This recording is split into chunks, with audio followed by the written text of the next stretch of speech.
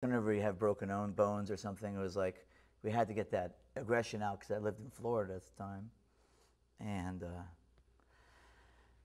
we started getting like a record deal offers, kind of, and we were a hardcore punk band at the time in Florida, which was Swampville, redneck city, and we weren't very liked, so they told me to move to California where all the freaks and faggots live, so that's what I did. I moved to California when I was like 17.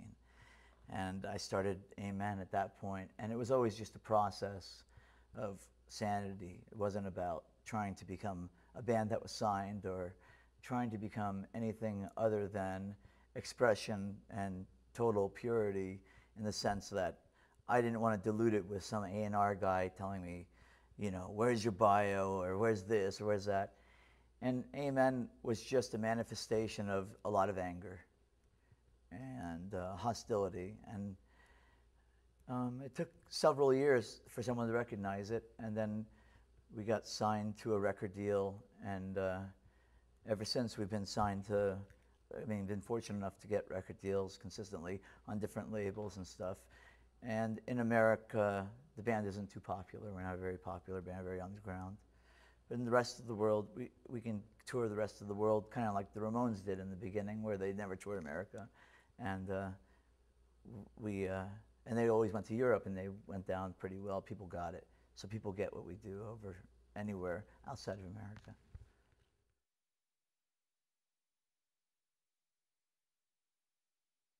Only in this last year, I've discovered politics, I think, and people like Paul Wolfowitz and the sort, you know, the people that are really out to kill everybody's children. I think right now is a really important time. I've never written music for politics, and I've honestly can say that I'm starting to write music that I feel, unfortunately, has politics involved in it because it's so important today. It's just, I can't stop. I dream, I think about, I walk about, I fuck about Paul Wolfowitz and Dick Cheney and people like that, because they're cowards and they hide behind a whole facade of people that will not ever know their names, but they will have the fall guy like Colin Powell take it for them.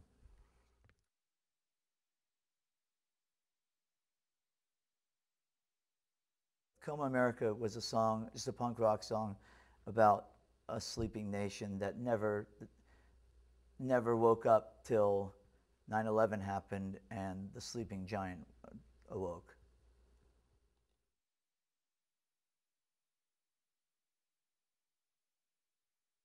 When I was a kid, this is the way it should be. Punk bands and all hardcore bands were doing what they fucking wanted to do. They didn't care. They were doing just the most credible thing they could do. They couldn't play like Randy Rhoads or any other legendary guitar player, maybe. Maybe there were some wizards in the scene or whatever, but it was about what what was important was the movement and what people stood for. People stood for something then. And I don't see anybody standing for anything now but SoundScan. And that's the death of music. And that's a sad thing. And I see a lot of geniuses that are dying because of stupid bands like Crazy Town, and stupid bands that purposely sell their souls for money or pussy or fame or whatever it may be. And I don't personally like it because I think it's murder. I think it's murder in a lot of ways.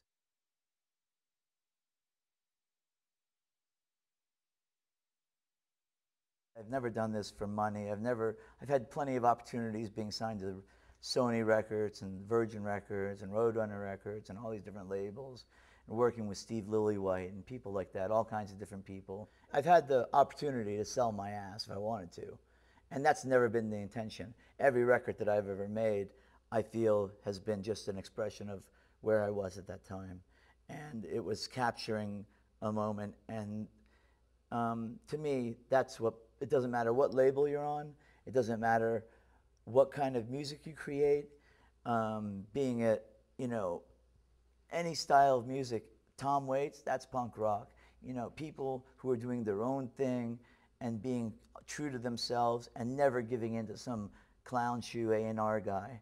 You know, it's about the truth and what is real. And you know it when it's real. You feel it. And you can't help but just be enamored by it.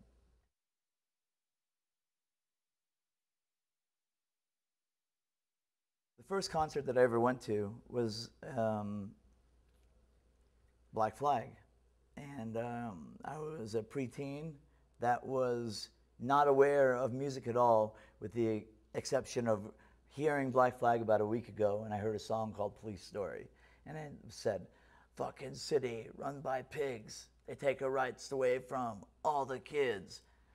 That's all I needed to hear. I was in. That was just like seeing God's asshole. You know what I mean? It was like the center of the universe. I couldn't fucking believe what I was hearing. It was just, something spoke to me. I was smothered in Freebird and 70s and 80s butt rock, like Bon Jovi and shit like that.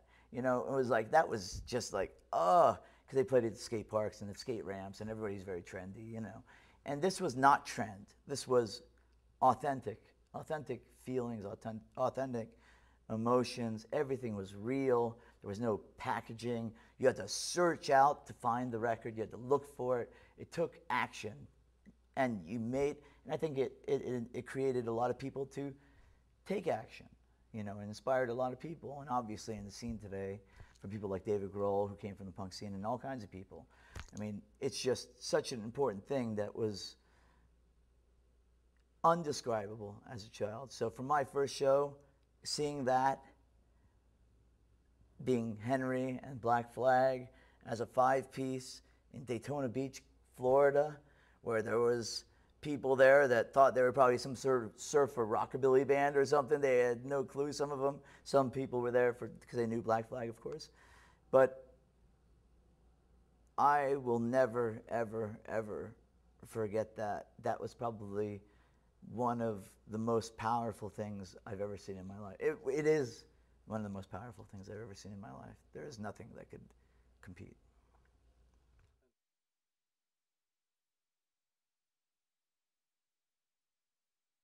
Those photos you speak of are the day, and you can see by my face, my colored face.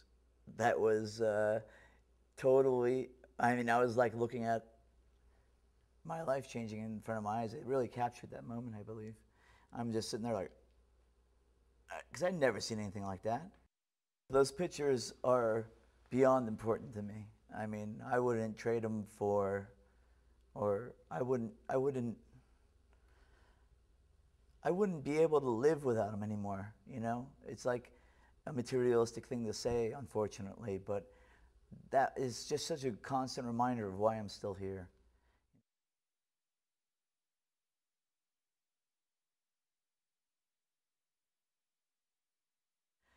Honestly, we've never been on television in America, really, you know? We've never, maybe the videos and stuff, but we never had a live. This is the first live performance we've ever done on American television. We've played on a lot of shows overseas in France and England and Japan and a lot of Germany and all kinds of places. But this circumstance is the most surreal circumstance of my life. I almost feel like I should stop playing music at this point, because it's come full circle, synchronicity for me. The guy that changed my life, literally changed my life. When I say changed my life, didn't just sort of, oh yeah, he influenced me. Changed my life. Went from being a professional skateboarder to actually just going, fuck all that. I am focusing on making a statement and doing it in a different avenue as opposed to skateboarding. And to be on a show like this, it's ridiculous. It's almost like a comedy show, because it is so crazy to me. I can't help but smile being here, because it feels so, I'm so honored. There's nothing can touch this for the rest of my life. There's nothing that can touch this. I mean, to be asked by Henry and Heidi to be on this show is just, there's nothing that can touch it.